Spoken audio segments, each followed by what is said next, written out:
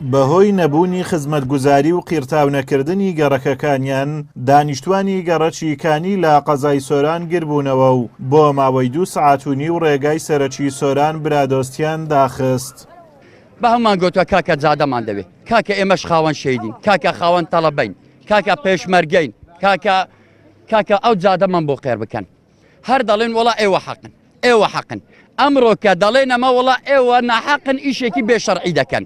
باشە بۆ ئێوە 20 ساڵە من لەناو تۆزم ئیشێکی بێشەرعی ناکەن کە ماڵ و مناڵم.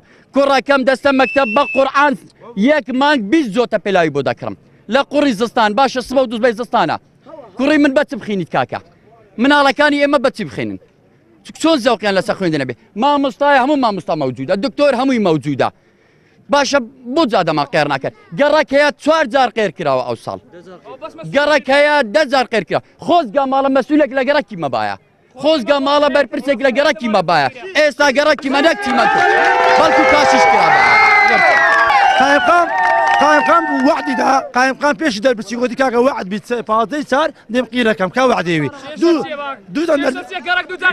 دو درتشو هذا شوف روش نوا بابي بسيار جابتو بدان جابتو زول بخير اما اينويت زادين لو قير كان اما بخو حفده صار ليرما او زاد هم قراوي بويا زستانه ورا سرچ ليره ده ابني داخو كو دانیشتوانی گەڕەچیکانی وەک خۆیان باسییان کرد چەندین جار لەلایەن قایمقام و بەرپرسانی دیکەوە لە میانەی بانگەشی هەڵبژاردندا بەڵێنی قیرتاوی گەڕەکەکەیان پێدراوە، بەڵام دواسر لەگەڵ کۆتایی هاتنی هەڵبژاردندا پشت گوێخراون. لای خۆیەوە بەڕێوەبەری ناحیەی دیانە هۆکاری قیرتاونەکرانی گەڕەچیکانی دەگەڕێنێتەوە بۆ قەیرانی دارایی، دەشڵێت قیرتاوی ئەو گەڕەکە لە بەرنامەماندایە.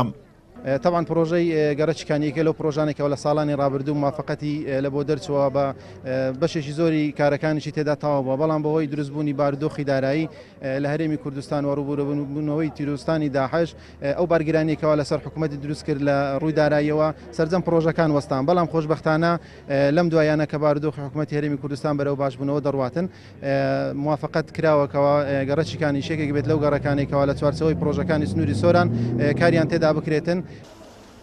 بێپلانی و بەهەدەردانی سامانی وڵات لەلایەن بەرپرسانی هەرێمەوە وای کردووە تا ئێستاش هاوڵاتیانی هەرێمی کوردستان لە مافە سەرەتاییەکانیان بێبەش ببن و بۆ قیرتاوکردنی گەڕەکێک ناچار بە خۆپیشاندان و ناڕەزایی دەربڕین ببن.